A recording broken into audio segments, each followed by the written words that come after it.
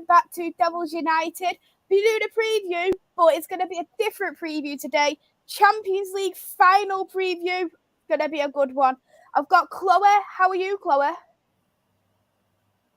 Can't hear you, Chloe. Can you hear me now? Yeah. Great. Yeah, I'm good. Glad to be back on. How are you, Maisy? I'm very well, thank you. It's a pleasure having you on as always. Andy, how are you? Good. This is a bit where we come out as Barca support as well as I'm good. Obviously, we'll get into it, but I think we need to sort of highlight that. I think it's always great to watch them, and it's going to be a fantastic game on Saturday to see probably the pinnacle of women's football. Yeah, definitely. We already seen who Chloe's repping for the game. She's repping Barcelona, of course.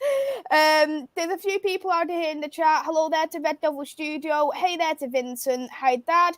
Hello to Rather. Hello to My Queen. Hello to Doug. And hello to Chris. Thank you all for tuning in. I hope you are well. So we'll start with both the teams on how their seasons have gone so far. And I'll go with you, Chloe, of how you think Barcelona have been this season, because we all know Barcelona, they're a very tough team to break. Yeah, they are. Obviously, the season's finished now. It finished yesterday. They won the champion. They won the league with, I think, quite a fair distance off the finishing off the games. And to say that they've scored 159 goals and only conceded 11 goals, 28 games played, all 28 won. That's history in itself. So they got 90 points in total in the 28 games. They're already the champion. They're already the league champions. I think they're already double champions for winning another cup, which I can't remember what it's called. But then they've got the Champions League final, which is on Saturday, which obviously we're going to get into, and then 4 days after that match, they'll be playing against Real Madrid in the Copa del Reina semi-final. And if they win that, I think within 2 days, so I think it'll be the weekend again, Saturday or the Sunday, they'll be playing the final of that match. So they could potentially be treble winners or even quadruple winners. I don't know if you can find out if they've already won one of the cups, because I can't remember if they did. I think they did. I think it was a 1-0 win, though. It was a bit low. I think it's Super Copa, I think. Mm-hmm. Yeah, they have won that, yeah. Yeah, so they've already double champions. So to basically win the Champions League again and to win the Copa del Reina would be incredible, because no one's done the quadruple in Spain. They did the treble last year. They missed out on the trophy that they've already won. I think it was Levante who won it last year, but they've got a good squad. They've had a fantastic league and a fantastic campaign. Yeah, there's been games where they've been struggling and they've gone behind at the start of the game and gone behind at half time. But in the second half, they've come out and scored and won the game. But I don't know what your perspectives are on it for both of you, but what do you think having the 28 games win, unbeaten, and the only one they've lost is in the Champions League against Wolfsburg? Fantastic achievement, isn't it, really, to have you looking at it as well in terms of Barcelona. The amount of goals they've scored is absolutely unreal. 159 goals. Yeah. When do you hear a team scoring 159 goals? It's just absolutely unbelievable. You're even looking at Alexa, who is a midfielder. She is she's scoring so many goals as well. Andy, what are you thinking about Barcelona? Because just like me, I've been watching Barcelona like when you started watching them as well. So I think that sort of fever dream that you have as an opposition team, where you think you toss and turn and you get absolutely spanked, and then you wake up, you go, "It's okay, it was a dream." Unfortunately, when people play Barca, that's actually how good they are and how they play. I think. I think we might Chloe know more history on this, but people might assume obviously Barca has been top of the men's game for a long, long time. That they just sort of waltzed into a sort of top position in the league. They didn't. I only know bits from, I think, one of the players that retired this weekend because they mentioned it. That apparently, Barca's actually relegated. Is it 10 years ago or something along those lines? Yeah. They were amateurs. They were playing on pitches with holes in them. And they weren't officially part of the Barcelona setup until the early 2000s. And I'm not sure if that was sort of in name only before they became properly, affiliated. So it's a great story as well. I think, one of the things as United fans, obviously we normally say, obviously our teams are, United, men, women, 23, you just list the United teams. But I think with Barcelona, they're such, for the women, there's such a higher level. Like it is literally almost like essentially beautiful to watch, like a great artist, like it's, or something like that. You just can't help but look at it, and I think they are having a really strong team. I mean, it's true, actually, they won the league, I think, February, which again, just think about that. That's utterly mental. So because of that, I think they tried to rotate a little bit, and they did. They still won, but it was a bit more wobbly. So I think, unlike over here, where I know typically we do different keepers for the cups, Barca will rotate their goalkeepers in the league. So they did have a couple of wobbly sort of like closer sort of games, but the wobbliness was like a 2-1 or a 3-1, not a 7-1. So I'm sure they can sort of live with that. Yeah, exactly. And people who's already come into chat, hello there to Charlie, hello to Rich, hello to Jack, and hello to Paul. I hope you're well. Just want to say to Charlie as well done on winning your award. He won an award for Best Football Creator. So congratulations to that, Charlie. You're doing absolutely brilliant with all the Bristol Rovers content, the vlogs. So I wanted to shout you out with a big, massive congratulations. Andrew is already in the chat as well. So, hey there, Andrew. And he did have a good question here, which I will pass to Chloe. Barcelona are strong favourites? I would say on the league and on the winning side, we haven't only lost one game. They technically will be favourites, I would say, and going into as reigning champions. But you can't take out Lyon. Like 7 times champions in the Champions League, and it's like from having that disappointment of losing last year, and not being able to play in that Champions League final for the first time in quite a while. That was a massive shock because it was anticipated, or they wanted Lyon Barca final, and we've finally got that now, because obviously it's the two big teams in Europe, Lyon and Barca.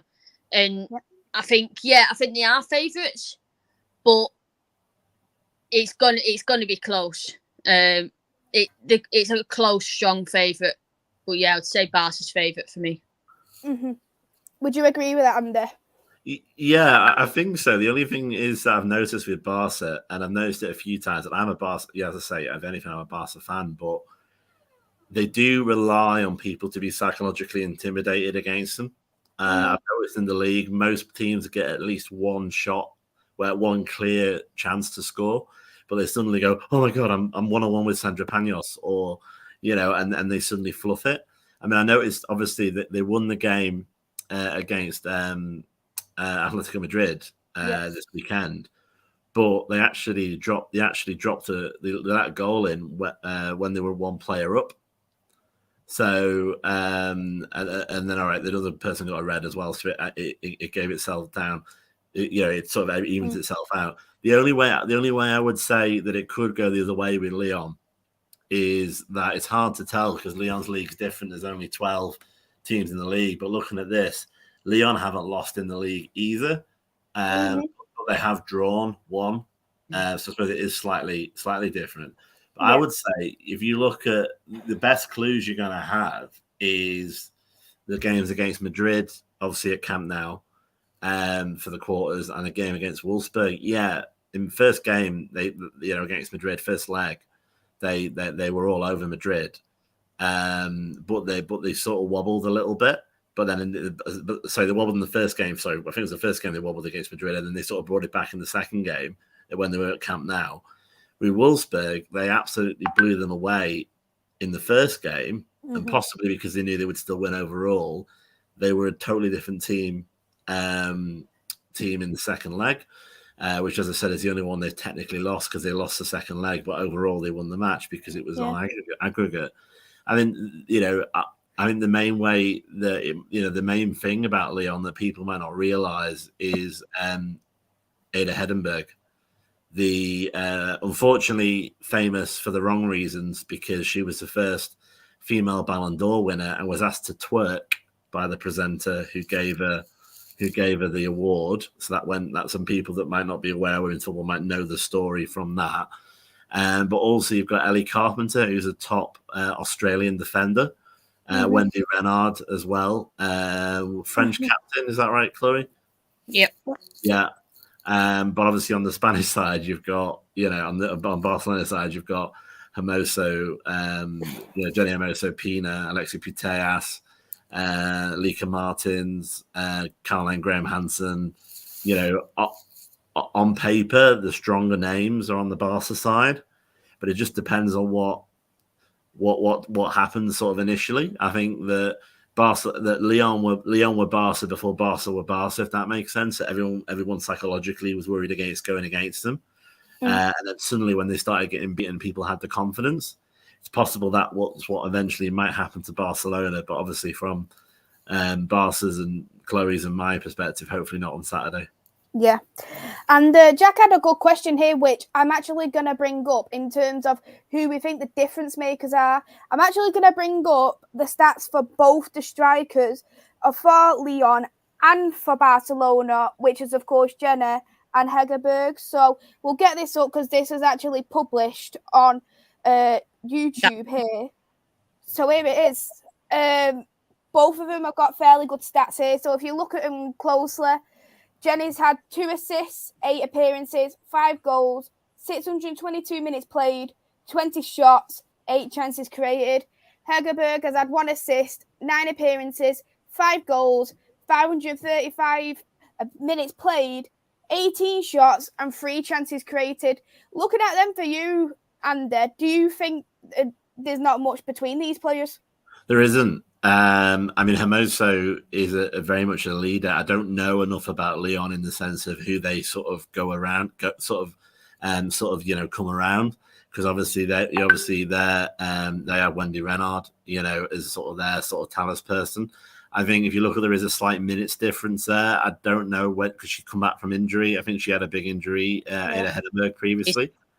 I think difference makers in the sense of someone who could suddenly pull something out of nothing and you're 1-0 down or you're 2-0 down. I actually probably would say, don't kill me, Chloe, Ada Hedenberg would be the more dangerous player.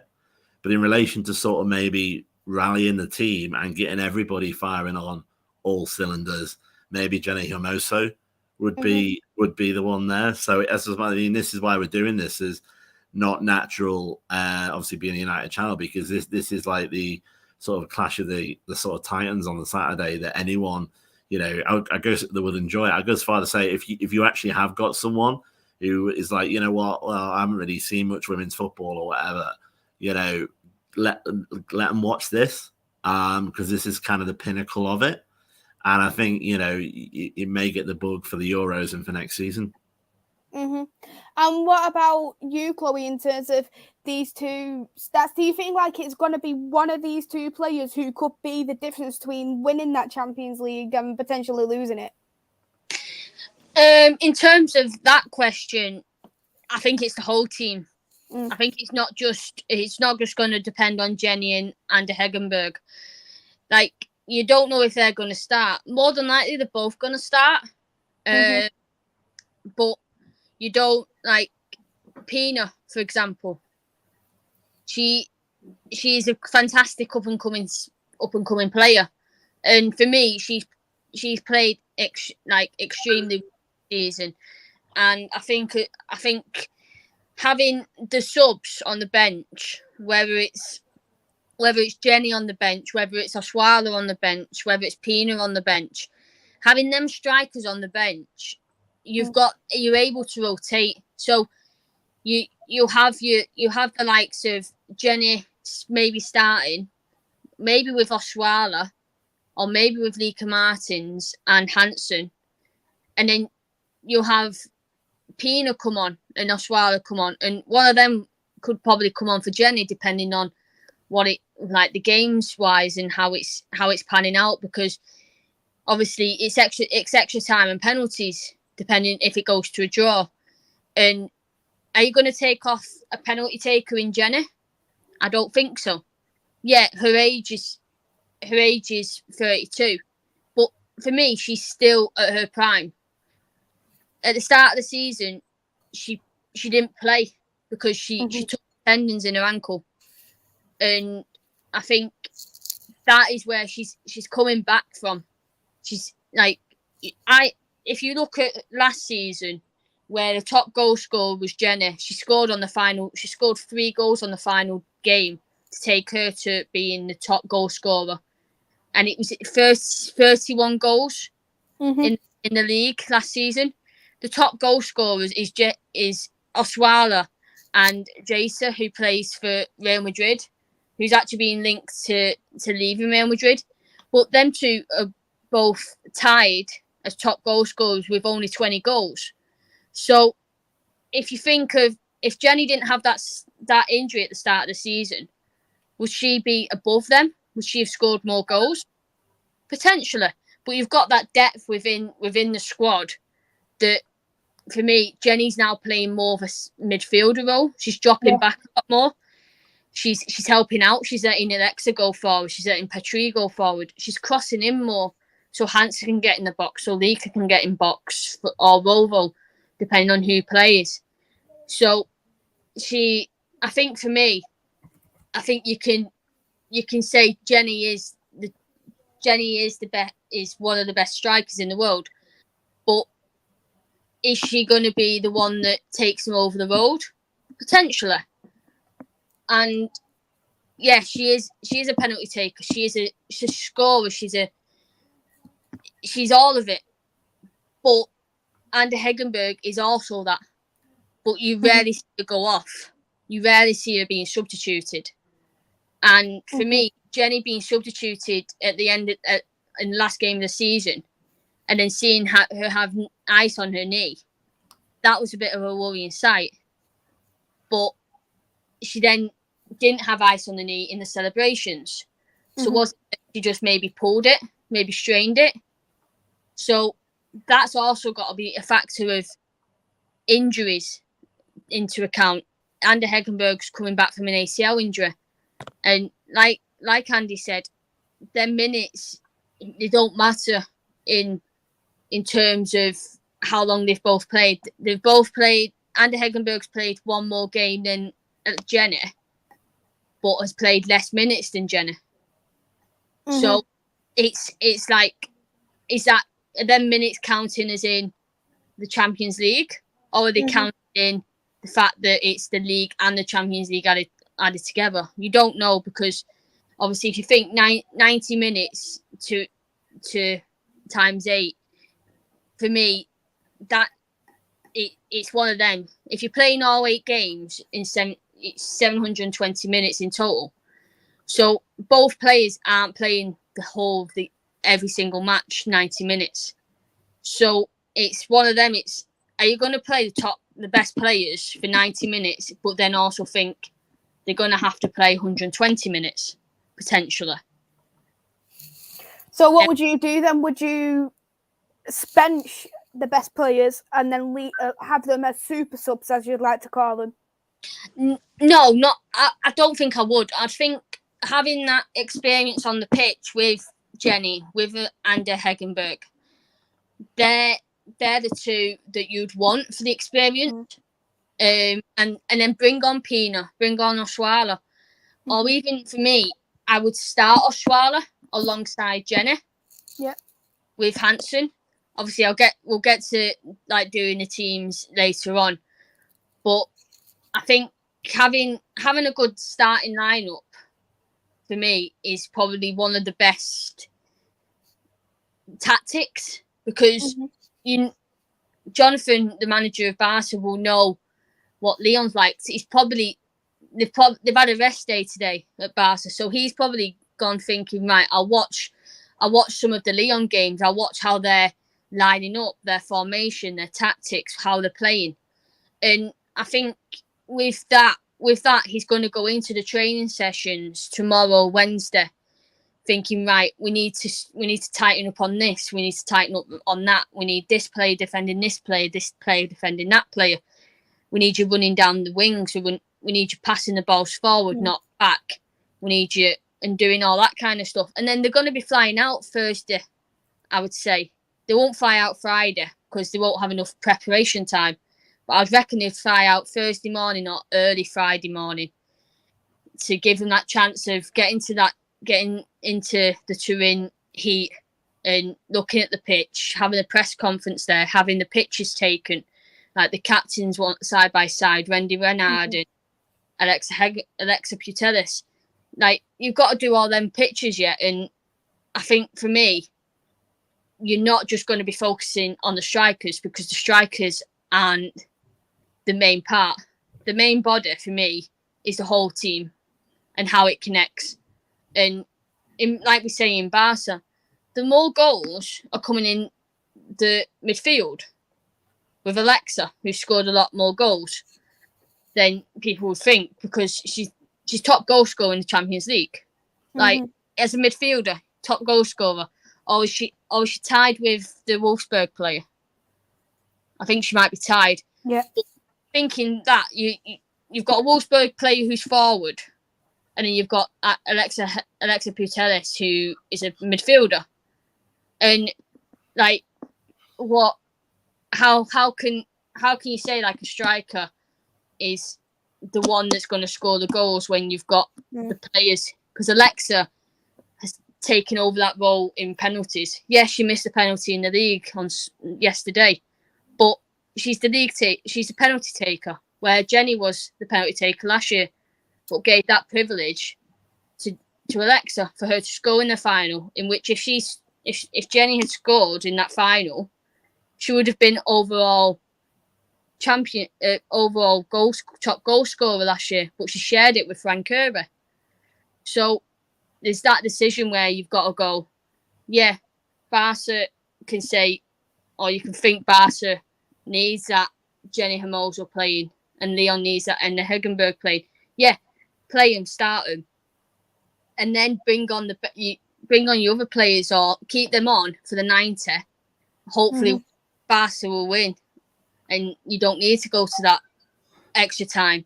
But you've then got them impact subs like Oswala, like Pina, to be on in extra time to go, right, they're my players that I think will impact it. They're the players that I think will do well.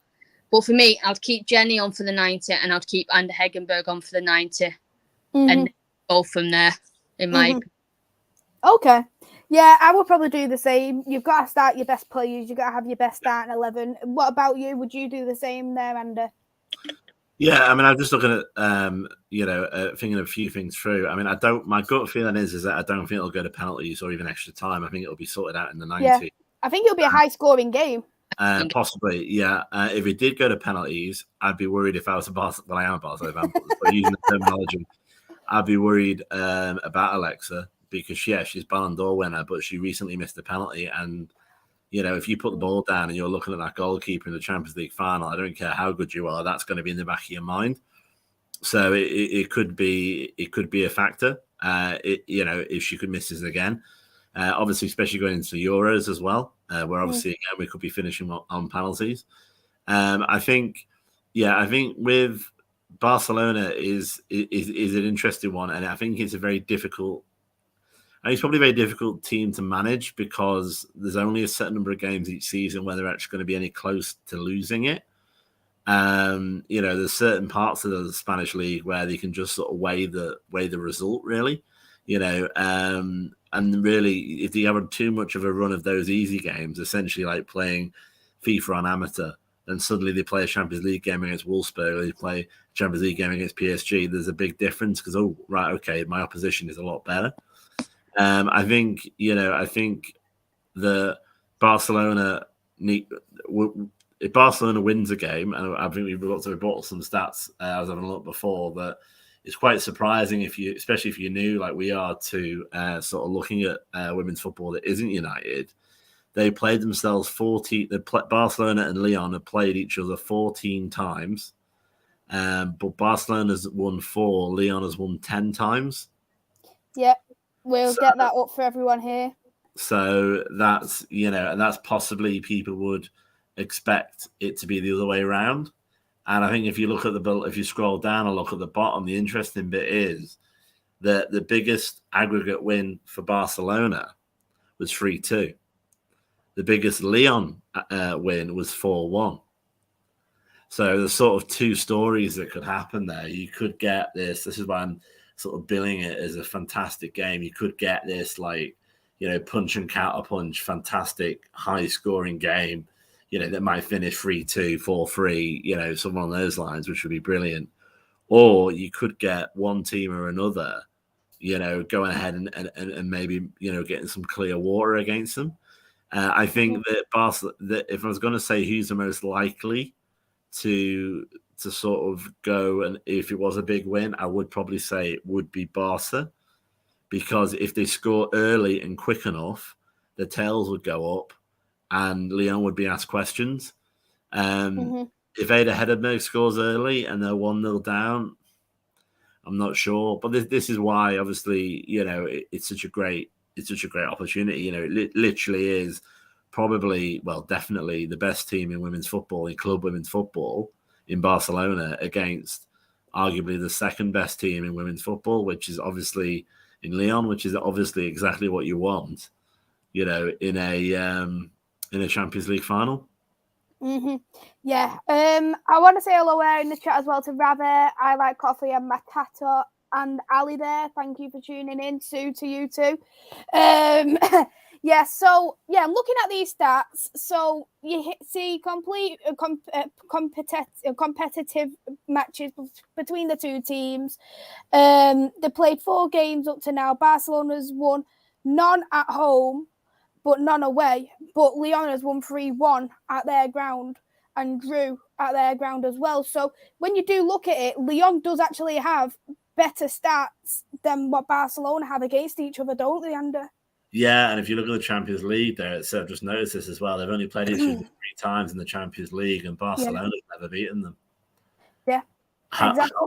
However, as we discussed briefly earlier, there was a bit of a turning of the tide that Lyon was winning everything a few years ago.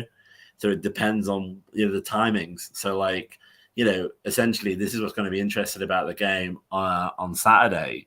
You're going to have peak Barcelona versus peak Lyon, instead of Lyon going down from their peak and Barca going up. It is literally the best versus the best.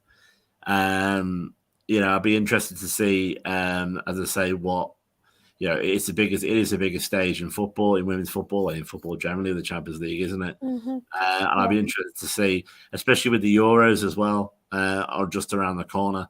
I'm sure everyone's going to give themselves 100%. I just hope, obviously, there's no injuries and that they can, because the games are so long this time of year. They are going to be running on empty. It's essentially their Super Bowl, isn't it? Yeah, that is very, very true as well. So them stats, you can see that Lyon is the more dominant team compared to Barcelona. But as we always say, records can be broken. We've always said this when we played against Chelsea. Perhaps that record could be broken. You never know. But Champions League final, be nothing better, would it, Chloe, than Barcelona, even though these stats aren't great for their perspective, for them to actually win the Champions League team against their potential bogey team. Yeah, I think they played Lyon last year in America, and they lost 3-2. Yeah. So you can see that they do score. The last time they played each other in the Champions League was in the Champions League final, in which Oswala scored for Barca, and Anna Hegenberg scored a hat-trick within, I think it was half an hour. I think she scored. I think it was. But for that to happen, you've got to have that mentality to go, right, we've played these a couple of years ago. We now are reigning champions.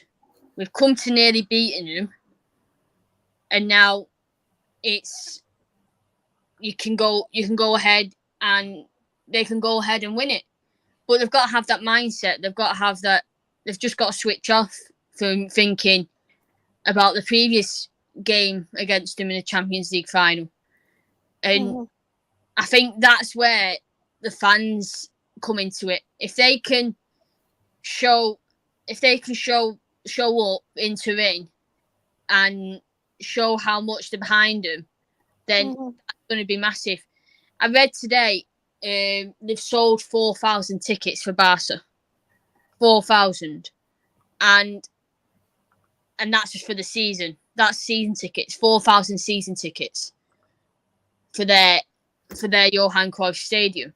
So that is incredible. But to see them going from only recording nearly 2,500 to maybe 4,000, depending on what games, and then seeing them play at the new camp, then it's one of them.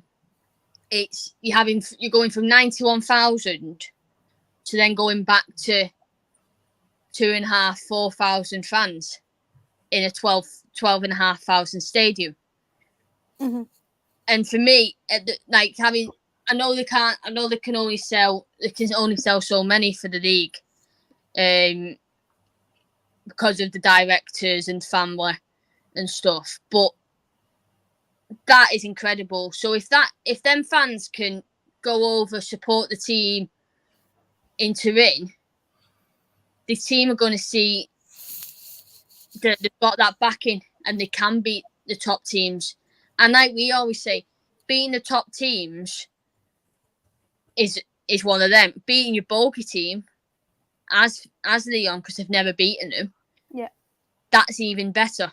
And to do it in a final where you're going to win one of the biggest trophies in the world, then it's going to be a fantastic achievement. And to make it even, like I was saying before, to make it a treble, for winning it, for being it for a treble, like, you're going to have that in your head. You're going to have it in your head that if you win this, you're going to go into the Copa del Rey 4 days later to then go on to maybe winning the quadruple.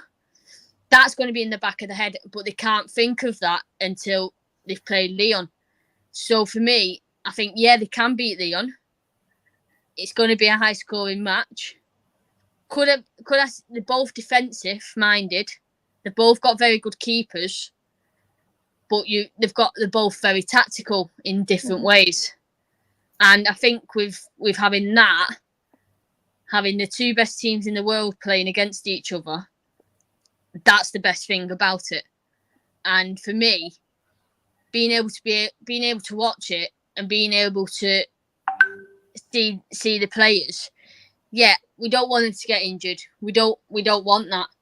But we know there's going to be tackles. We know that.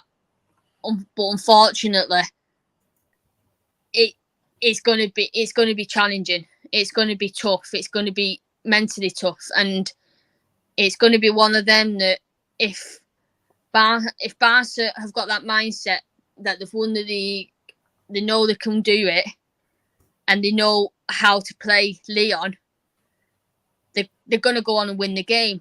But if Lyon score, as Andy was putting it first, Barca can't just switch off.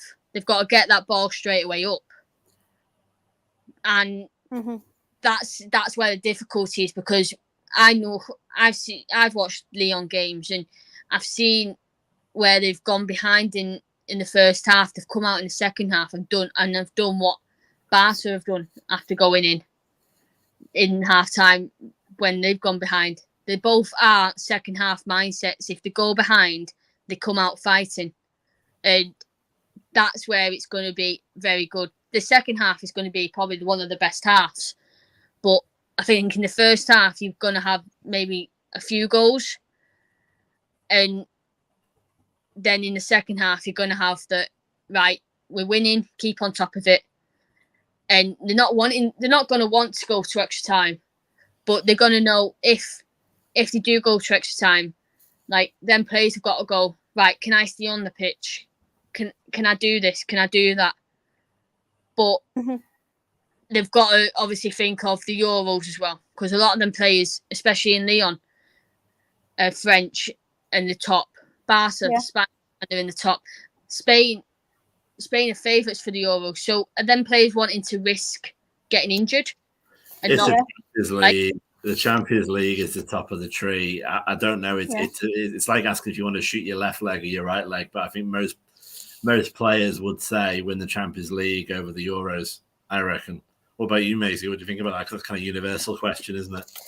If I was a football player, if I was going to pick, what would I rather do? Would I rather have every single success in my club or every single success in my country?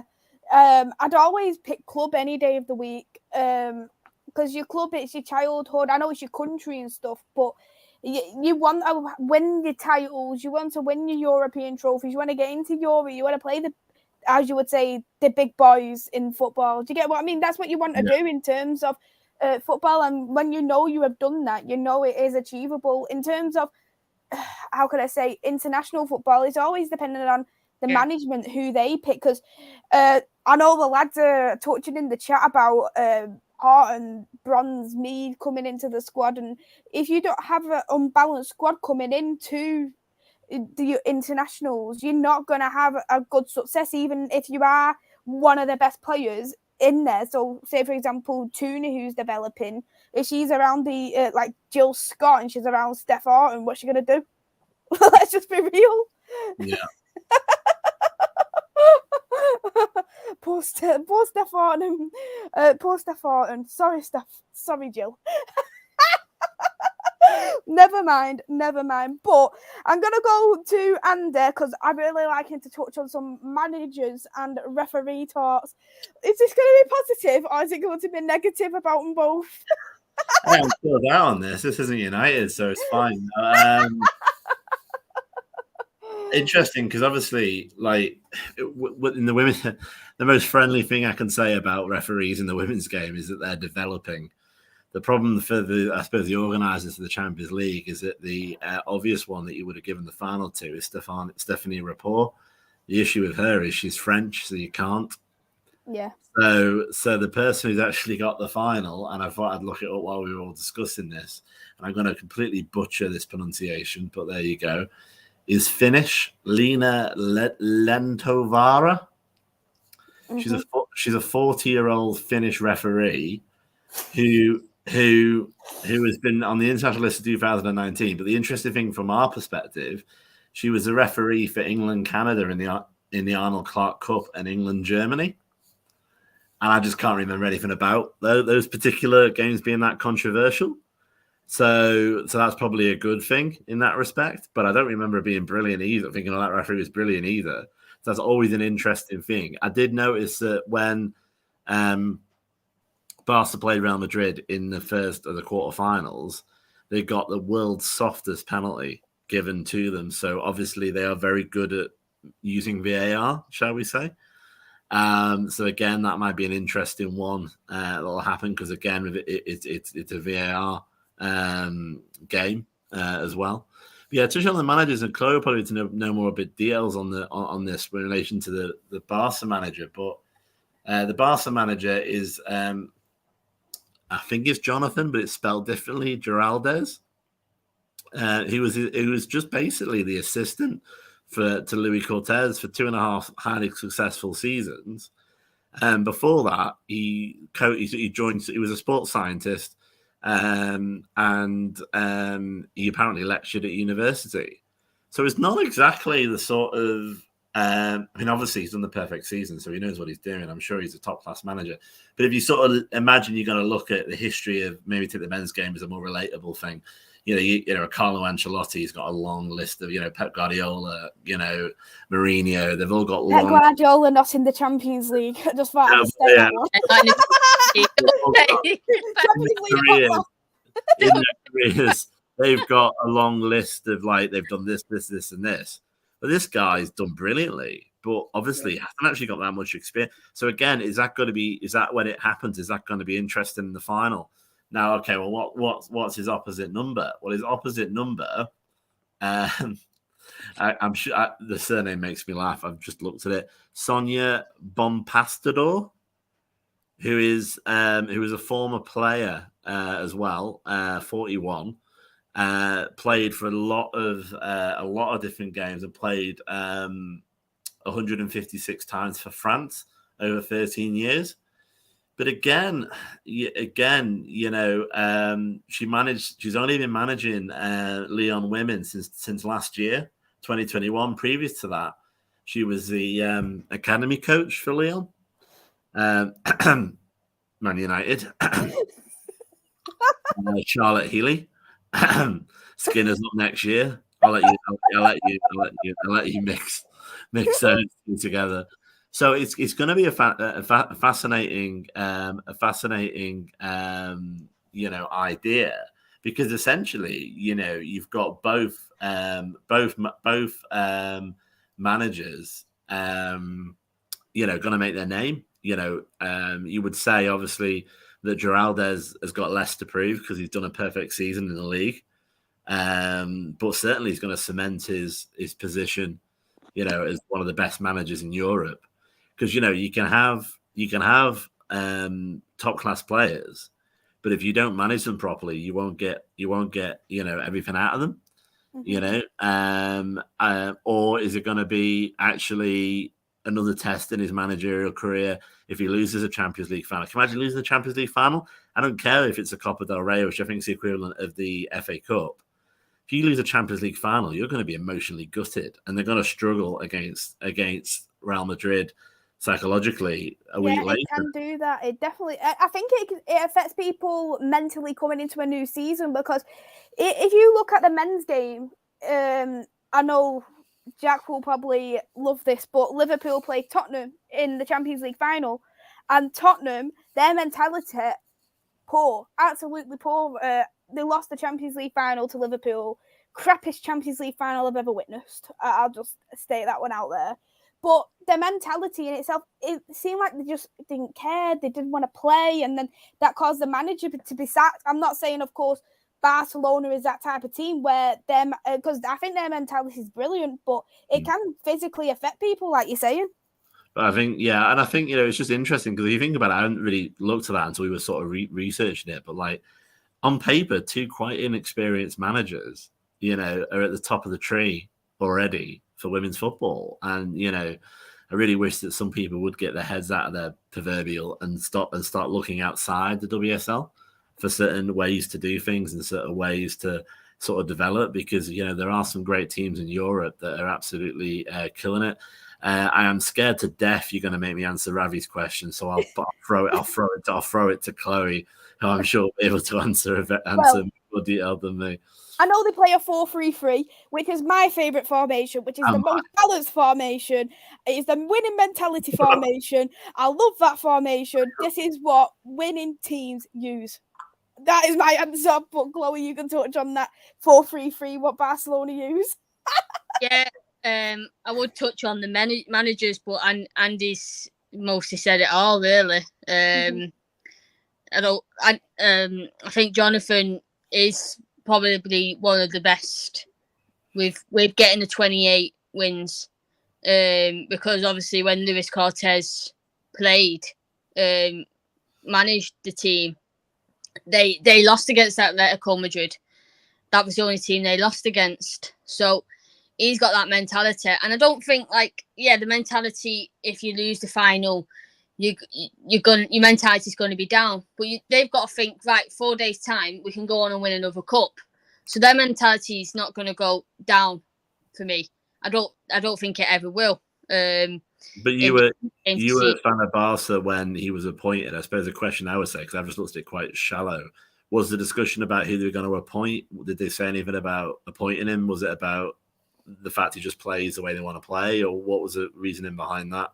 Nothing was mentioned about who was going to be managers. There's just speculation. But then I didn't really know much, with obviously it all being in Spanish. Yeah. I think Jonathan I think they wanted someone who was within the club. I think Lewis, what I heard is I think Lewis did say Jonathan is going to be good. I think he wanted him. But I think a lot of fans were wanting Maria Pri to be manager, to have that female aspect of the game, because he had a female coach. So that's that mentality. But going back onto the formation, I think a 4-3-3 is Barca's formation. Yeah, it is. Yeah. Do I see them switching it because of Lyon? I don't know. I don't think they will. They've always played 4-3-3, and it's with the two wingers will be classed as a midfielder. Will be classed as midfields as well as forwards, because they'll come back and Jenny will play a deeper back forward, not high up forward, because she'll swap roles. And when Alexa was out, or playing on the bench for a while, or being on the bench as in coming on in the sub, Jenny was playing midfield, or if Patrice was injured, she would play in Patrice's position. So you've got them aspects where players can adapt to playing in different roles, but their formations have never changed. I think in one or two games they might have played a 4-4-2. The thing is, though, when a formation works, you just wouldn't change it, would you? You know that it suits your team, so that's why you use it. That's why a lot of teams use the formation they do. You look, of course, I know Chelsea mix theirs up with 4-3-3 and the 3-4-3, but that's depending on the defenders they have, because Millie Bright, for me, works better in a 3. But then you look at the likes of Barcelona, they mostly are using that 4-3-3, and when you know that is what's winning you points, what's winning you trophies, why would you change it? You wouldn't change it. Yeah. Exactly. I think as well. I think Jonathan having to adapt to playing 4-3-3 is maybe not what he wanted to play, but he's trying it out and stuff. It's worked, and you might have to adapt later on in the game to go, right, we're winning, let's be more defensive, so take off Jenny and bring on a midfielder. Or take off Rovo and bring on Lika Martins and be doing that switch. So you're getting more of them wingers that are better as well, being up front as well as coming back and being on the wings. So you can switch it that way, because I've seen him do it. And you have Jenny up front, and then you'll have Hansen on one side and Rovo or Martins on the other side. And then Jenny will go off. Wala comes on. And Hansen goes off. And Pina comes on. And you're putting Pina on a wing who's up front. She plays more up front. So she's adapted to being on the wing and being in midfield, because she's also come on for Patrine in times and for Mariona in times. So there's players that are adapting to that experience as well. So it's that mentality. If you play a 4-3-3 in terms of that's your winning formation, that's the formation you've beaten all your teams in the league, and you've beaten most of the teams in the Champions League, then that's where it works. But you've got to then think of, what's the opposition playing? What's that formation? What's Lyon's formation? And you've got to then go, right, okay, let's switch it up a bit. Let's do this, but also just do a 4-3-3, but make it a bit tighter. That's our best formation, but tighten it and go from there. So what's your view on Sonia on Lyon's manager? Because I don't know very little about her. I mean, obviously, she sounds like she's not been in post for that long. she was a good player. She knows the roles of Lyon. She knows the aspects of Lyon. She was the captain of Lyon. Right. She was one of the big players for Lyon. And for me, she's probably like you said, she went to the academy, which I didn't realise. I didn't know that. And Lyon's then got rid of their manager last season because of not winning the league, not winning their cup, which we class as their League Cup, the Champions League, the other cup. They're not win. I think they won one trophy out of the 4 that they win. Right. And they got rid of that manager. Sonia's come in. This is her first season, like Jonathan. It's her first season, and to have only drawn one game and won the rest, that's an achievement. But for PSG to still be up there as well, and they just won. Yes, they won yesterday. Their cup. I think, was it the FA Cup kind of, their Copa del Reina? Yeah, it was the FA Cup version what we have, isn't it? Because like they have the Super Cup, what's equivalent to our Carabao Cup. Yeah, so they have the Super Cup. Same with in Spain, they have a Super Cup. In Spain, it's the Copa del Reina. That's like the FA Cup. That's the FA Cup in Spain. In France, it's the Copa del France. Yeah. Which is kind of the Copa del Reina is for the Queen. They call it the Queen's Cup in Spain. So for her to do that, for her to have not won a trophy yet, because I don't know if you could get the league tables up for both teams, Maisy. Yes, I can do that. That's fine. So I can talk them through, but I don't know. Like for me, Sonia is a good player to have, a good person to have in your team as a manager to get that experience. But I don't know if you would say you'd want an ex-player manager in United. What do you think on that, Andy? Would you have an ex-player manager in United? I don't have anybody at the moment but Skinner. No. It's difficult, isn't it? Because I mean, you sound like what a great story. I mean, you're talking about the sort of these clubs with such a great, strong culture and identity, and it'd be great to win the league, it'd be great to win the Champions League, but wouldn't it be fantastic to win it with someone who clearly lives or bleeds Lyon, or in Barca's case, with their manager lives or bleeds Barca. I mean, we had an ex-player, obviously not for United. We had an ex-player for Casey Stoney, and she got us essentially so far. Yeah. Was that?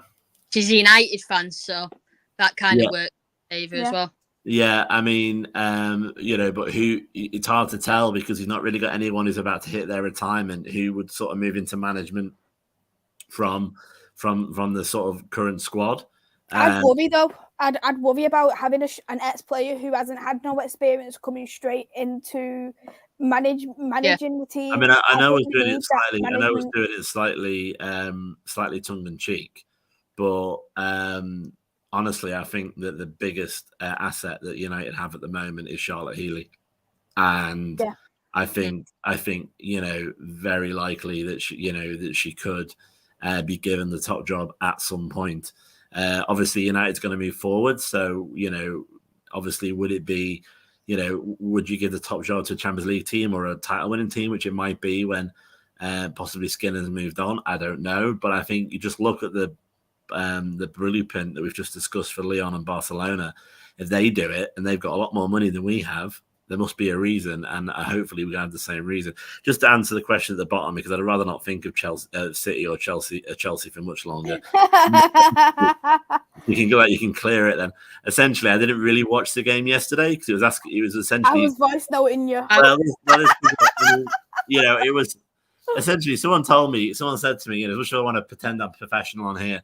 Someone said to me, "Who'd you like to win against Chelsea or City?"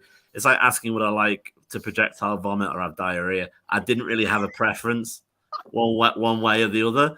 And obviously, as a game can't be drawn because it's obviously a cup final. I sort of dipped into it, vaguely interested because there's a lot of chatter in our groups and such like. I mean, Sam Kerr is great and also a United fan. but unfortunately, we've not managed to persuade her to come to us yet. But hopefully, one day. Who knows? One day she might come to us. But yeah, in terms of a neutral, it was a good game. Chelsea just had the edge over it, though, didn't they? There was the better team at the end of the day. City didn't take the chances. I don't think. I think the goals they had was great, but they lacked concentration in the back, and that is what ruined Manchester City. But hello to Rush Mano, and hello there to Nippon. Thank you for coming into the chat as well.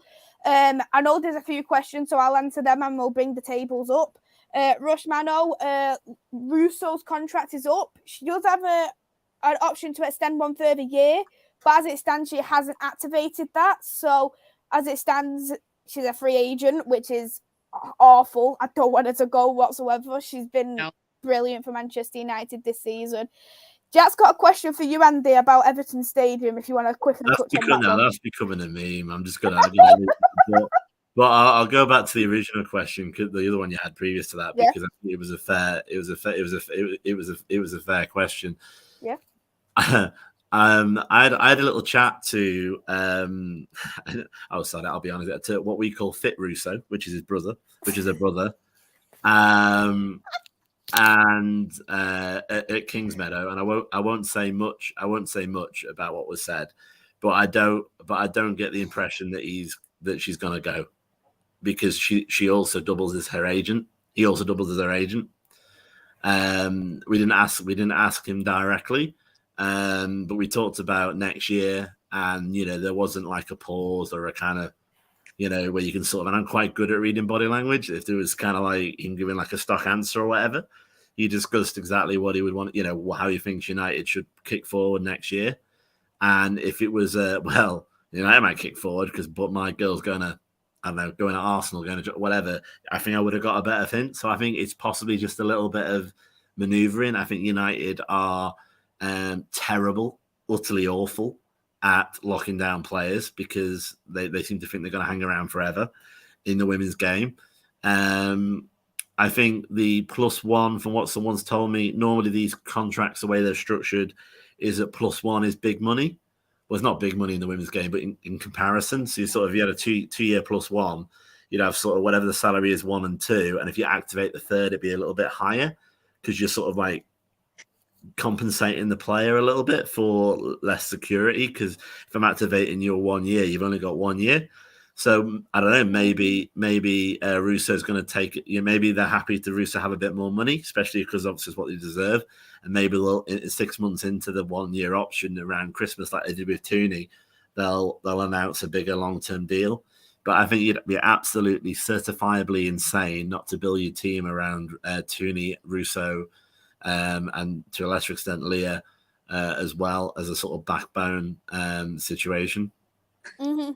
Yeah, and Vincent makes a good point about Mike Skinner. He thinks that a new deal will be offered to him just because he could leave halfway through. Because technically, he could sign a pre-contract agreement elsewhere, couldn't he?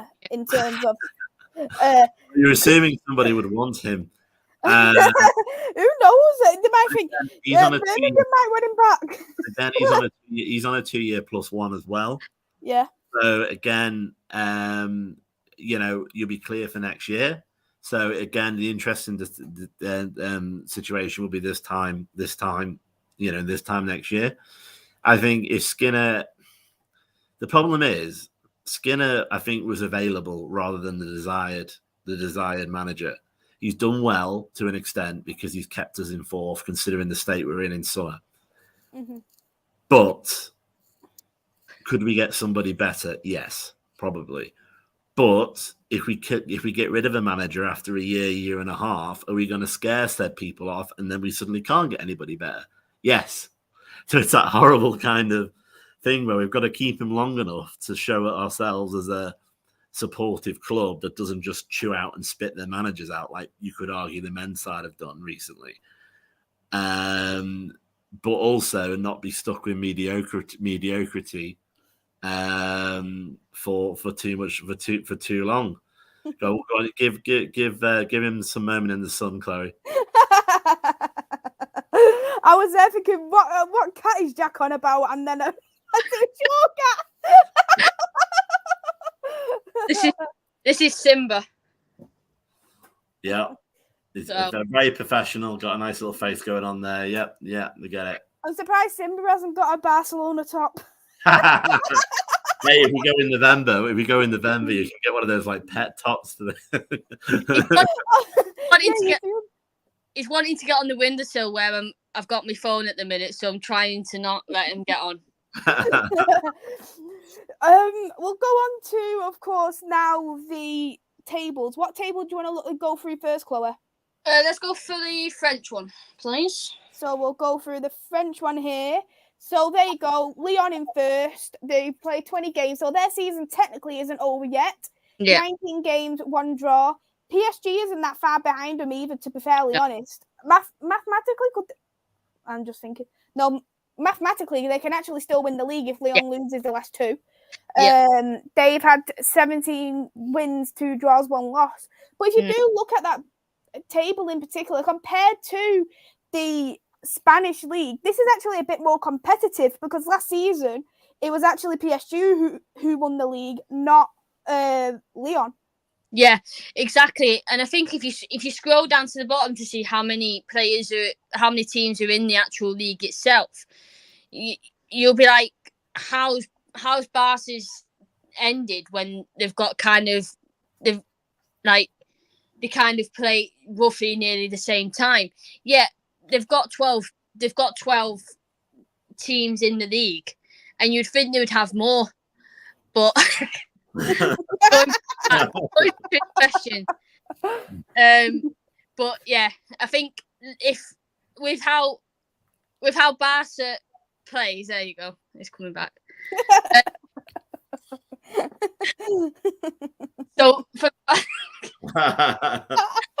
is it true? Is Simba actually quicker than Jill Scott? Who knows? Put them against each other. Who wins the race? But I think like if Lyon even drew their next game and Paris Saint-Germain won, that would take, is it 53 Paris are on now? So that would take 56, so it would go to 59. So technically, Lyon would have to win their final game. Goal difference wise, Lyon's is better by 8. 8. So they need to go like 9 goals. So technically, if Paris Saint-Germain scored 4, and Lyon, I don't know who Lyon are playing this week, but because I'm sure how many games left? 22. 2 more games left. 2 games left. So I think if Lyon did drop points and Paris won their next game to take it to 56, and Lyon went to 59, or even stayed at 58, then the final game is going to be, their final games are going to be one of the best games, because in the way the French league is being played, you've got your 2 top teams, and you can even say you've got a 3rd team in Montpellier because they're a well-known team, and they had some good players like Virginia Torino, who plays in Atletico Madrid. She played for Montpellier.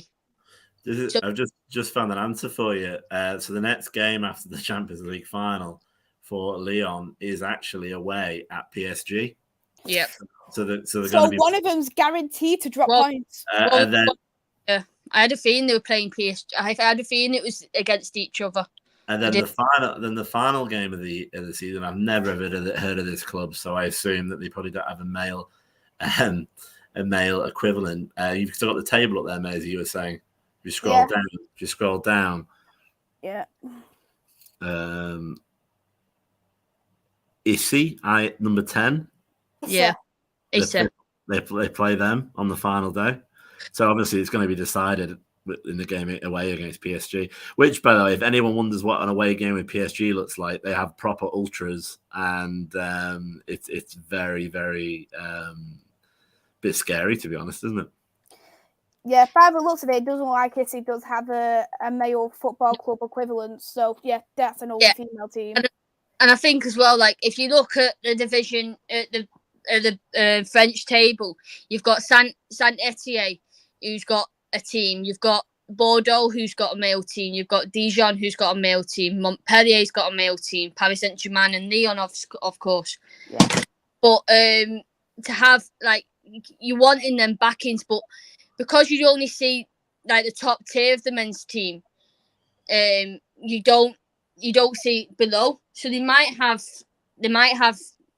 teams, they might have male teams, but they're not up in the top tier. So then now if we head to, and like you said, if the PSG Lyon straight after the Champions League, if we said like we were saying about how if Barca lose against Lyon in the Champions League final and they've got to then go and play a semi-final against Real Madrid, how their heads could drop. It's exactly the same for Lyon. They're going in as title as number one into the Paris Saint-Germain game. And for me, if they lose in the Champions League, are their heads going to drop in their game against PSG? It could possibly well do. And you've got to think of how Sonia's going to manage it. Is she going to think, right, we're playing PSG a few days later, I want to take my best players off. We're winning 2-1. I want to take the best players off. I think we can win this game. We've got 20 minutes to go. Let's take Ander Hegenberg off. Let's take Heather Carpenter off. Let's put Roman Bachmann on. Let's put another, like, a few other players on. But you're taking them best players off to then rest them for your PSG match. To then you could then potentially lose the game because you're taking off your best players. So you've got that technical aspect of it as well. So if you'd get up the Spanish league table, we've also forgotten who exists because she was quite famous last year for Arsenal. I think the year before. Danielle van der Donk plays for. Well, she's only just coming back. She's been out with an ACL injury. Right. And I know people probably think, where's Marseille? Marseille actually got relegated from the league in 2019-2020 season. They're actually playing in they're in tier 2 of the French league. I was just looking, actually, that ISSI, or whatever the hell they're called, they were apparently meant to be relegated, but they were reprieved by the French Football Association last year. So again, it's like basically the final day of playing the equivalent of Norwich, essentially. So I think if they're going to... It depends, are they a yo-yo team? Move it up and down. Look at that. Here is the French league. I mean, the Spanish league, sorry. Barcelona, first place, 30 wins, 0 draws, 0 losses. Real Sociedad, a very good team, 21 wins, 3 draws, 6 losses. Real Madrid is in third with 19 wins, 3 draws, 8 losses. As far as I'm aware, Real Madrid are actually quite a new team as well as us, because they actually... they formed the same year as us or the year after or something, didn't they? Yes. Going on terms of, we'll go with Real Madrid first. They were actually called CD Tacon before Real Madrid took over. They had to play not last year but the year before as Tacon in the 2018-19 season, or even the 2019-2020 season. Until they were allowed to take over by Real Madrid, because I think it had to go and be asked to the other teams whether Real Madrid could be part of it. But to now be Real Madrid and to have you've got most of the men's teams in that league. So to have now Real Madrid and them not be called CD Tacon is fantastic. But you've got Madrid CFF, so you've kind of got four Madrid teams. You've got Real Madrid, you've got Atletico Madrid, and you've got Madrid CFF. So I think they had to ask Madrid CFF if they wanted to be Real Madrid. I think they had to ask with it being so technical. Going to, like, obviously the final game of the season, Atletico was in third position at the start of the day. They had to not lose. They had to either draw or win against Barca, or they had to have Real Madrid lose or draw. Atletico had the better goal difference. As you can see, they've got 43-10. But unfortunately, obviously, they lost against Barca. If they drew, then they would have been up. They would have been up. In points wise, they would have been in third place. So it's now going to be Real Madrid's second time in the Champions League. So they've got to go through the qualifiers. So they could potentially play City again, in which we know that last year they knocked City out of the qualifiers. Mm-hmm. So that could potentially be another one where they're going to be good. Real Sociedad are in second place, and for me, they were the underdogs of this year.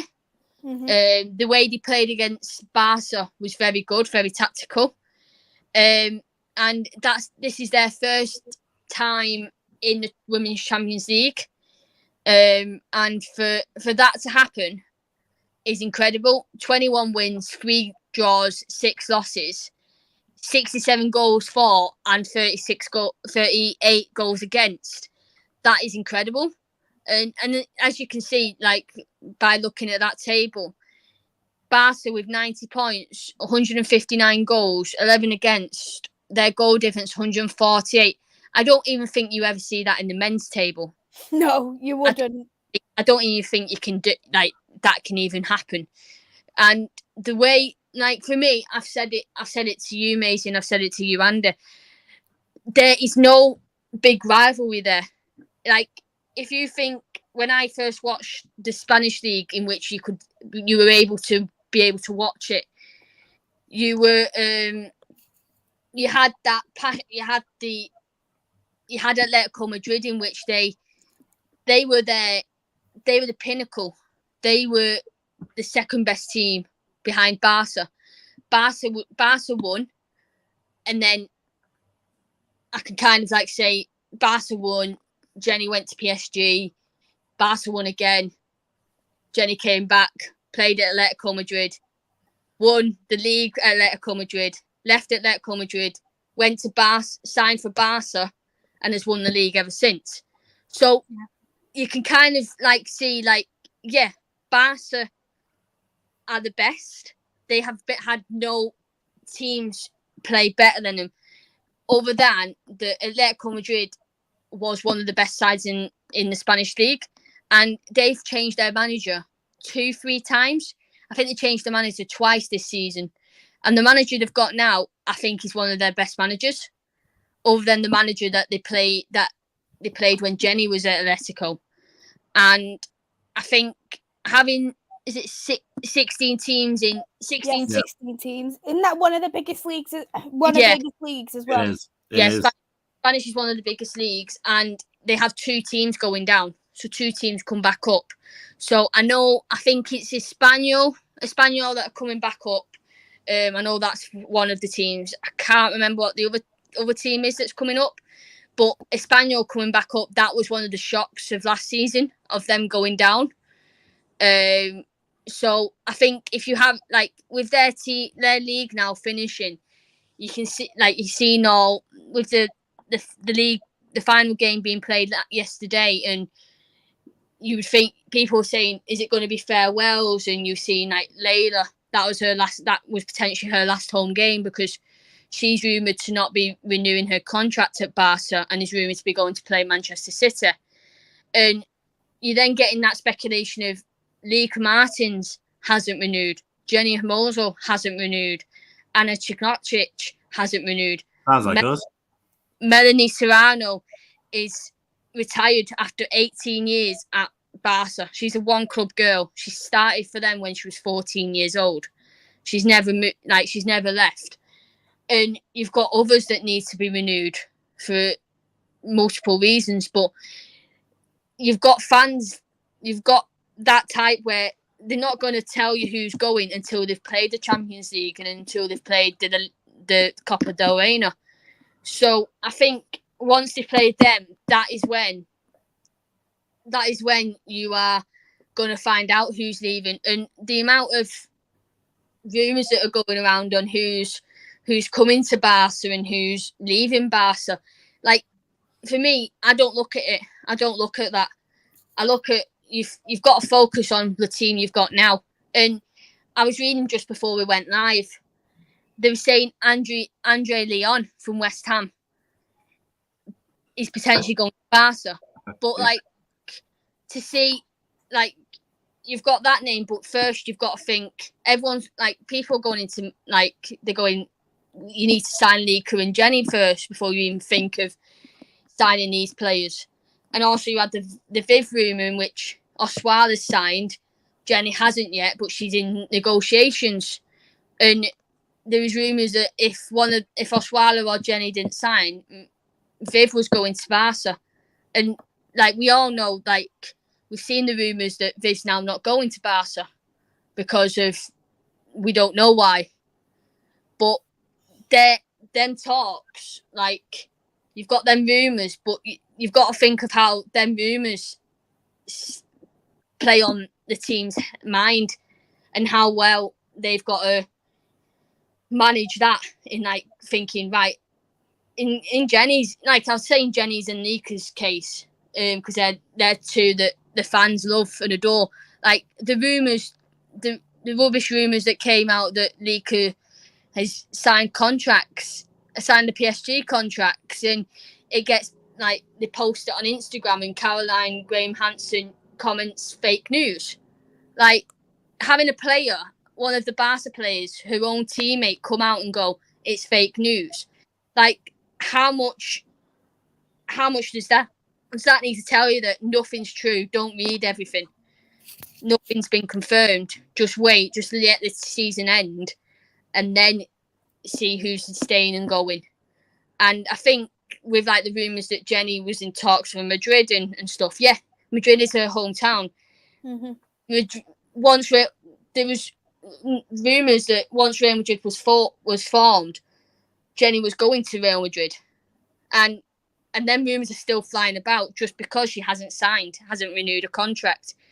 But the way she plays for Barca, the way she acts for Barca, the way she points to the badge and kisses it, that shows that that's a teammate who isn't who isn't affected by what's happening on social media, and who is like, yeah, let these rumours fly out, but this is the team I play for, this is the badge I represent, and this is the team that I'm representing now. And it's come out, I think there's been a number of interviews that Jenny's done, and she's gone, Barca is the team I play my best at, Barca is the team I do this, that and that. But I think as well, it's one of them, like, you want to keep your best players and you want to play like you are playing now. But if I've said it to you, I've said it to other people, but Barca haven't got challengers. Like, yeah. we were saying Real Madrid in the Champions League, mm-hmm. when they played, they challenged them. But in the league, yeah, they challenged them, but they didn't do as great as they did in the Champions League. So now they're facing Real Madrid in the Copa del Rey, and it's like us when we played City 4 times this year. Yeah. They're doing the exact same with Real Madrid. So yeah. Barca and Real, it's another El Clasico, and you're just not, like, you're not getting that atmosphere. You're not.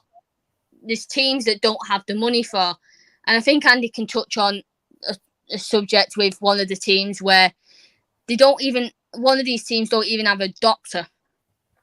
So I'll let Andy touch on that. Was that Rayo? If I'm not mistaken. Rayo. Rayo Vallecano. Well, we're going to make our way down the table a little bit just to highlight this. First of all, every United fan should send flowers, chocolates, candles to Levante, because they're the ones who put that stupid clause in, which meant that Honor had to go abroad. Because they basically brought her through. And I believe before Honor turns 23, which is June, if she had gone to a Spanish club, they would get £500,000 or euros. So we can all say thank you to Levante, because we wouldn't have got Honor. And to an extent, we might have her for one more year simply because she's on the bubble in June. So everyone give a sort of round of applause to Levante. Thank God for that. Love you forever. But yeah, if you carry on going down, yeah, I can see that. You will mention, obviously some names here that might be familiar for men's fans. More down. Athletic Club, Real Betis, Alaves, Valencia, and then Real Vallecano. These are, and I will just say it because I'm not exactly, nervous about saying things. These are the absolute scumbags who won't pay for a physio. Now, you could argue that they haven't got the money. Well, if they haven't got the money, they shouldn't be a team, to be honest. That's really quite minimal.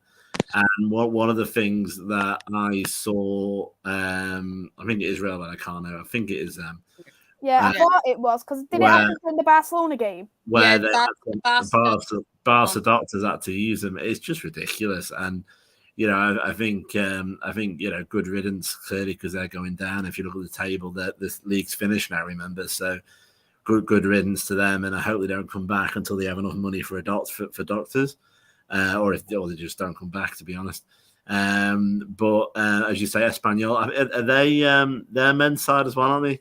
Yes, they got promoted this season into La Liga. Yeah, so so in a way, you're kind of having the changes that you got with the WSL. The sort of Premier League teams are starting to move in to the top tier, and it looks like here, you've got, with a few exceptions, because I know there's another Madrid team there that's female only. There's a couple of other sort of outlying teams, but again, you're probably going to have it like settled that it's a men's equivalent kind of scenario. But interesting as well for head. There's a couple of things I'll point out with as well. One of them is Eda Hedenberg. Apparently, has been quoted today in relation to the match on Saturday, but you just got to love the sass here. There was women's football before Barcelona. It was played here for years. So that was, I think that was a couple of weeks ago when it was confirmed who they were playing. And the amount of quote tweets that you would see on your timeline for this was like, yeah, we know that you were the best team in the world. Mm-hmm. But why, like, for me, why would you say that? Like, football to wind them up. That's the edge that you're looking for, isn't it? You wouldn't want, like, I don't know, to give him a sort of like an equivalent. I don't know. You wouldn't want like someone, one of United's players, say David De Gea or something, say, you know what, I've always had great respect for Salah, and Jurgen Klopp is a brilliant guy. I can't wait to play. Just like Katie Zellen calling. You wouldn't expect that. He'd be murdered. Or maybe in the old days, Roy Keane go, you know what, Jeremy, Michael Owen or sort of Jamie Carragher. It's that niggle, isn't it? You like. Go on, you first. You finish. No, I don't think it's that bad shade-wise, to be honest. I mean, I think it's an interesting kind of look under the bonnet because people might not realise that Eda Hedenberg, she's actually only recently become eligible again for Norway's national team because she's a great campaigner. And she said to Norway, well, unless you pay the women more money, unless you give them access to better facilities, I ain't going to play for you, which is a heck of a thing, because not only a heck of a thing to say, they called her bluff and she didn't for a couple of years. I think was it that she stepped away, and she had to set out World Cups and stuff like that. So she's very principled and a great campaigner. So it's quite interesting that maybe her halo has sort of dropped a little bit by giving a little bit of a bit of niggle there. And I think the sort of second element, and maybe Chloe will touch on this, maybe the reason why we're both more attracted to Barcelona a little bit, apart from the way they play, is their fans are as mad as we are. They're as friendly as we can be. They can lose their shit quite easily. Anyone, have a look at Only One United when me, Chloe were there, and others were there. England versus Spain. We did a very clear joke, saying, and that said, when will you sign for Man United? You would have thought you would have Alexi Putellas. You would have thought that there was going to be Spanish hit squads that were going to. But they're like over 100 quote tweets. Yeah. Over 1,000.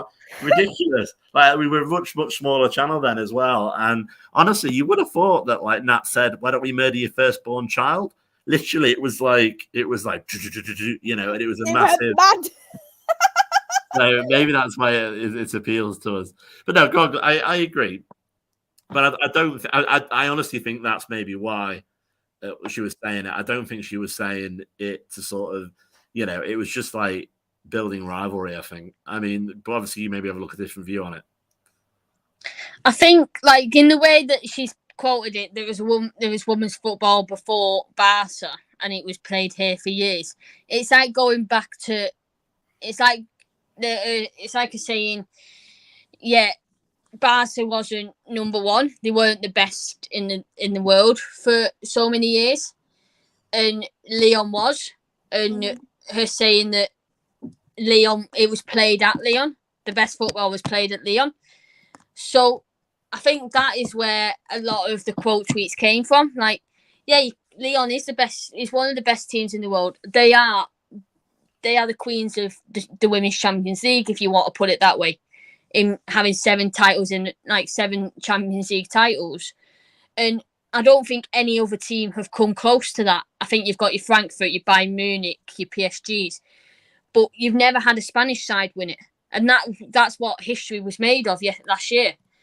And in fact, today is a year ago since Barca won the Champions League against Chelsea, and for me, I think with that quote, you can take it 2 ways. You can take it the way Andy was saying, or you can take it the way that Barca fans or other fans are taking it, because you've got like one of the best players in the world, Andy Hegenberg, saying there was women's football before Barca.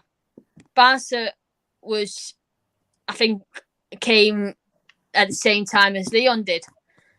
So I don't know how it was interpreted by that comment. And yeah, there might have been a few more after that, but that's the one that sticks out a lot to a lot of fans, I think. Well, it's great, isn't it? That's what we want. And, you know, you see Datsun in their coverage, and if it gets simulcast with ITV, that's what you want. You know, you're not going to have people go, it is a Champions League final. It is Turin. We've spanned one of our longest shows here, and it's not even about United. You know, all this kind of stuff. And then you're not going to go, you know what? It'd be a great place to take your kiddies, which is exactly what happens in England. You know, and I like the fact that it's a safe environment. Of course it is. But, you know, there's some iconic images of Alexa, you know, grabbing a drum and celebrating with the fans at Camp Nou, and that you had 1,000 people. You know, you look at the images with all right, the ultras actually with Paris Saint-Germain have gone too far in other elements. But even the images of the flares and all that kind of stuff, that's what people want. And, you know, and it's funny because I am a Barca fan as much, but my main team is Man United.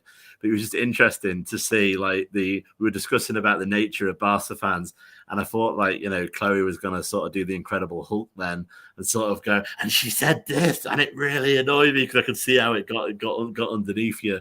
But it just shows the passion, and that's what we want, isn't it? We don't want people to advertise it in the same breath as going to the zoo, babysitting, taking your kids out to ice cream. It's a contest. It's a sport. You know, it's a great sport, and it should be a fantastic match on Saturday. Definitely. Let's wrap it up here now. Anyway, yeah, it has been our longest show, and it's been an absolute pleasure. We'll do our predictions. Who's going to win, and a score prediction, because I think this is going to be a tough one to predict, actually. I'll go with you first, Chloe. I know who you want to win and who you think is going to win. So, but what's your score? So, of course, I don't just rep it for no reason. Unfortunately, it's the men's shirt, as you can tell by the sponsor, in which the sponsor is actually going to a full-on the same sponsor as the men's. Yeah. So that's going to be good for internationally wise, that you can purchase it internationally. And still have to be able to get the women's team on the back. So I think you might laugh at this. I'm going to go 5-2 Barca. Ooh, good score. Good score prediction. And what are you going to go with? And who you think's going to win? I you know what? Heart says Barca, but head head could say Lyon, actually. But I am gonna. But I have always been to my detriment, but apparently it's quite good for this method, for this sort of medium. Always go in my heart, which is Barcelona. So I will say Barcelona to win 3-2, or as they would say, tres dos. Ooh, interesting. I'm gonna go for a Barcelona win as well. I'm actually gonna go for a 4-3. I think it's gonna be so close. It's gonna be I think it's gonna be an absolute goal fest, and I think that it can get a little bit scrappy as well, a bit nearer to the end. Just because of passion, and it'll be a last minute goal what wins it. Well, there's one thing that we're all guaranteed now, because we bigged it up for an hour and a half and we've gone into great analysis about how great teams they are. It's going to be like the men's FA Cup. It'll be 0-0 after 120. I know. Then it will go into extra time. It'll go to penalties. All of them will take the penalties and goalkeeper will miss it. That's what will end up happening. Knowing our luck anyway. But in terms of that, we're going to be doing a watch along here anyway. So you'll be able to see us react to the game, give our lovely, beautiful commentary. That is going to be on Saturday. I'm going to start that 15 minutes before the game starts. So I have started that at 5:45. So you can be able to catch me and Andy there doing that. But we'll shout out everyone's socials. Chloe, thank you for coming on. Would you like to shout out your socials? Yeah, thanks for having me on, Maisy. Sorry being a passionate Barca fan here. I apologise. We're all passionate football fans. My Twitter, as you can see, my Twitter's there. It's at Chloe Riley 14. And Andy, thank you for coming on. Would you like to shout out your socials? Yeah, it's great being on. Well, mine obviously at the minute is at ajo_87. And just like yourself, obviously you can find us on Only One United Club as well. If you just look at that into the search box, with some great content coming up this week. So I think on Wednesday, Nat has Emma Sanders on looking at transfers, as in, Mark, please do some. Do something, and we'll probably be on later in the week, maybe looking at a similar thing as well. Yeah, exactly. Vincent's gone for a 2-0 for Lyon. Vincent will fall out. And Vincent's right. Only one club, the best. He's right here, Vincent. Only one club, the best, Manchester United. Ashunman, hello, thank you for coming in. And Solo, I hope you're well as well. You can find me here, Devils United, Only One United, and also Chloe and Andy's socials are in the description below. In terms of myself, I will be going live next tomorrow. I'll be doing a Crystal Palace preview with Rich from Eagle Eyed Football. I'll be back with John on Friday for a Championship semi-final playoff review. And we have got, of course, the Barcelona watch along on Saturday. So plenty of stuff coming up onto the channel. And same with next week. We've got some player profiles for our loanee players. We've got a quiz as well. So quite a few things coming ahead. And I've got a new quiz coming up, Champions League quiz. So if you are interested, message me. My description for Instagram and Twitter is in the below. So if you are interested in joining the Champions League quiz, give me a message. Hi there to Chris as well. Thank you for tuning in. Thank you everyone who has watched. Smash that like button, and if you're new, hit the subscribe button. We'll see you all tomorrow. It's a goodbye for now. Bye.